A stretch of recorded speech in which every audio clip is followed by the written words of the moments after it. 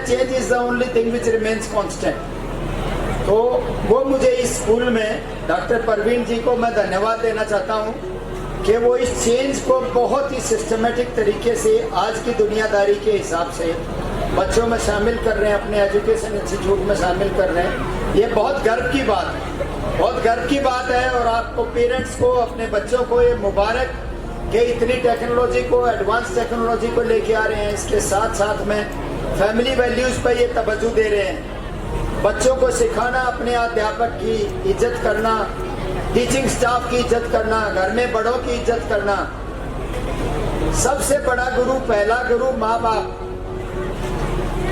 और उसके बाद दूसरा गुरु अध्यापक अध्यापिका है। तो अगर बच्चे को ये पता लग जाता है, जैसे प्रिंसिपल साहब एग्जाम्पल दे रहे थे कि मैं अभी अभी अपने टीचर के पैर छूता हूँ।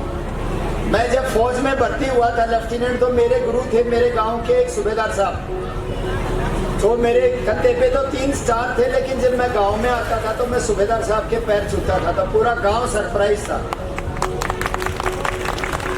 तो ये कैसे है मैं बताता था। इन्होंने मुझे फायरिंग सिखाई थी, राइफल चलाना, बंदूक चलाना सिखाया था, जिसमें मैं फिर ऑल इंडिया में फर्स्ट आया था। प्राइम मिनिस्टर इंदिरा गांधी ने मुझे ब्रेकफास्ट पे बुलाया था और मुझे मौका मिला था कि उस सूबेदार गुरु की वजह से, वो उस समय हवलदार था 3 फीटी वाला, जब मेरा गुरु था, बाद में सूबेदार ऑलरेडी कैप्टन रिटायर हुए वो।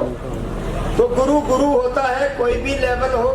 मेरे साथ में बेटी जान भी बैठी है।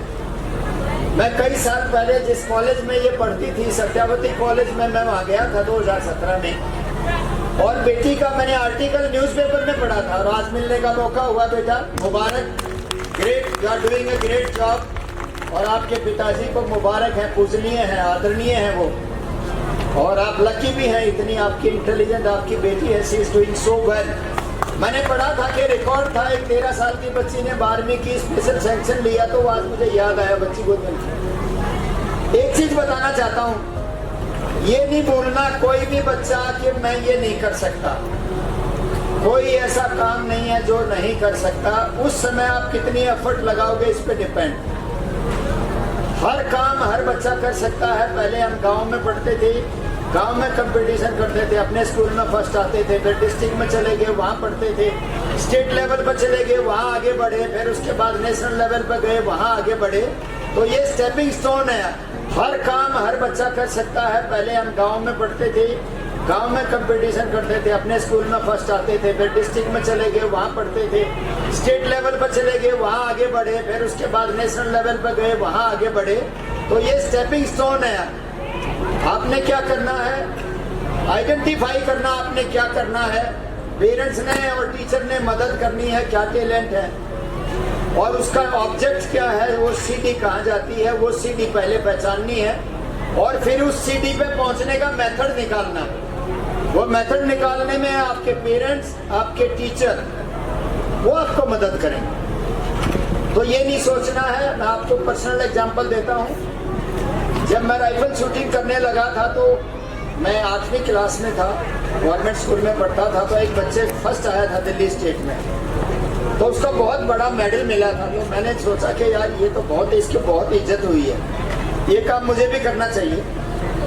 तो अगले साल किया हमने, दिल्ली स्टेट में फर्स्ट आए। 7 साल दिल्ली स्टेट का चैंपियन रहा मैं जब तक स्टूडेंट था, स्कूल में, कॉलेज में। उसके बाद ऑल इंडिया में फर्स्ट आया। तो कहने का मतलब ये है कि आप करना चाहो तो कर सकते हो। उसके बाद कॉलेज में गए, बड़ा ज़्यादा नहीं हूँ मैं, बीए पास 3rd डिवीजन हूँ दिल्ली यूनिवर्सिटी से, लेकिन यूपीएससी फर्स्ट चांस में पास हो गया था। 2nd ईयर में, 3rd ईयर में अपीयर हो गए थे हम यूपीएससी में, और सीडीएस का एग्जाम पास हो गया था, तो सिलेक्ट हो गया।